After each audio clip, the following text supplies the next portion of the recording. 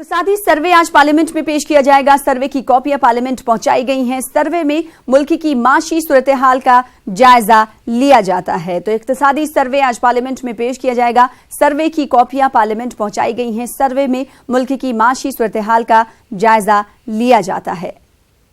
Economic survey की copy संसद भवन परिसर पहुंच गई है। आप देख सकते हैं कि सुरक्षा दायरे में इसे रखा गया और सुरक्षा दायरे में इसे उतारा जा रहा है।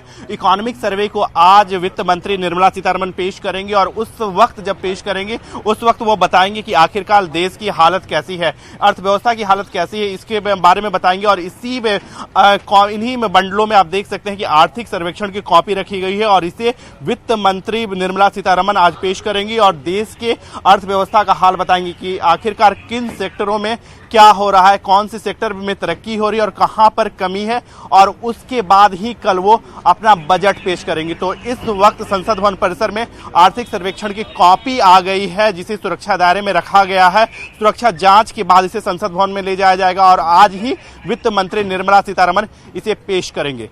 कैमसन नीरज के साथ विनीत कुमार, न्यूज़ 18 दिल्ली।